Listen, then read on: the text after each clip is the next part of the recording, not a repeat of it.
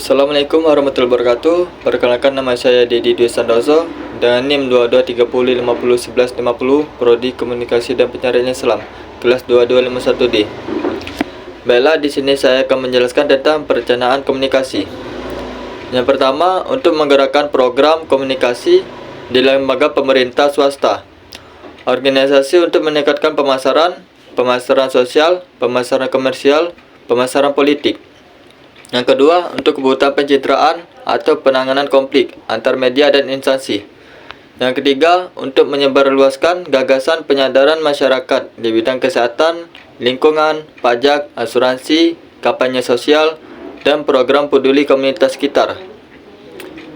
Yang keempat, untuk aplikasi kegiatan pembangunan infrastruktural, pengadaan program industri komunikasi. Yang kelima, wartawan, PR, humas, dan lain-lain. Ada juga pentingnya perencanaan komunikasi. Yang pertama yaitu kondisi negara berkembang banyak ditemukan. Yang kedua, suatu program yang berlangsung sangat dinamis ketika ditunjang oleh dana yang kuat. Ketika dana yang tersedia habis, maka program juga akan berakhir. Yang ketiga, tetapi banyak juga program komunikasi yang dijalankan sukses seperti pupuk Azolla di Filipina, peningkatan produk pertanian di Indonesia, kampanye anti mabuk di Amerika Utara, program bank desa di Bangladesh. Di sini juga ada yang namanya communication planning, muncul karena adanya konflik antar negara berkembang dan negara-negara maju yang memuncak dalam tahun 1970-an. Yang kedua, negara berkembang dimotori oleh Perdana Menteri Indira Gandhi. Yang ketiga, ketidakseimbangan informasi didukung hasil riset Dr. Gebner. Yang keempat, tiga negara kapitalis, Amerika Serikat, Inggris, dan Jerman Barat. Dan juga ada tiga negara sosialis,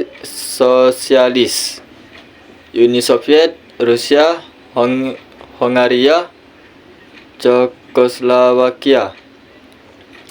Ada juga tiga negara berkembang, yaitu India, Filipina, dan Ghana. Kita juga bisa melihat informasi dari John Merrill, yaitu yang pertama, ketidakseimbangan informasi menurut Mahaguru. Informasi John Merrill adalah suatu istilah yang sangat kontroversial dan selalu diperdebatkan oleh pemimpin negara yang berkembang. Yang kedua, isu yang mendasar dari pertentangan menurut John Merrill, yaitu negara sedang berkembang mengeluh dan menentang kebebasan informasi yang masuk ke negara mereka. Yang ketiga, kantor-kantor berita barat terlalu mengekspos hal-hal negatif. Negara sedang berkembang dengan stereotip bahwa identik dengan kemiskinan, buta huruf, kriminal, teroris, korupsi, pelanggaran hak asasi manusia, dan para kepala negara banyak berperilaku aneh dan unik. Ada juga yang namanya kebijaksanaan komunikasi. Kebijaksanaan komunikasi diperlukan karena yang pertama, aktivitas komunikasi yang makin rumit akibat kemajuan teknologi, terutama dalam bidang teknologi komunikasi satelit. Yang kedua, aspek global, ekspansi komunikasi interpersonal makin mengaburkan batas-batas negara. Kebijakan komunikasi perlu diformulasi untuk mengantisipasi dan menyesuaikan diri dengan perkembangan reguler internasional. Dan juga makin tajam kesenjangan informasi yang dimiliki kalangan elit dan non-elit, antara penduduk yang mayoritas dan minoritas, antara kota dan desa, antara yang miskin dan kaya, antara pintar dan bodoh. Ada juga yang namanya kebijakan komunikasi. Yang pertama yaitu secara implisit. Kebijakan komunikasi tumbuh menjadi tatanan, baik dalam bentuk nilai maupun budaya dalam perantara sosial kemasyarakatan. Sedangkan secara eksplisit, kebijakan komunikasi eksis dalam bentuk undang-undang atau peraturan yang dikeluarkan oleh negara. Ada juga tujuan kebijakan komunikasi, yaitu yang pertama yang mencapai kesamaan spirit pada usaha yang dilakukan oleh negara yang berkembang maupun melalui mitra kerja dengan negara maju dalam konteks kerja sama antara dua negara. Tujuan kebijakan komunikasi: membantu dalam koordinasi kerja sama antara lembaga, organisasi pemerintah dan swasta,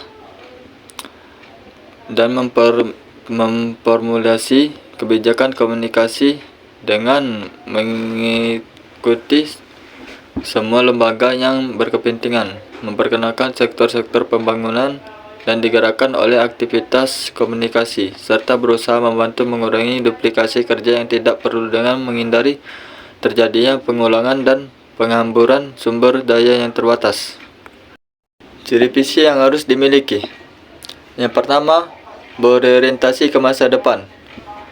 Yang kedua, mengekspresikan kreativitas. Yang ketiga, memiliki ciri unik dan citra yang berbeda. Yang keempat, memberikan semangat dan mendorong timbulnya dedikasi organisasi.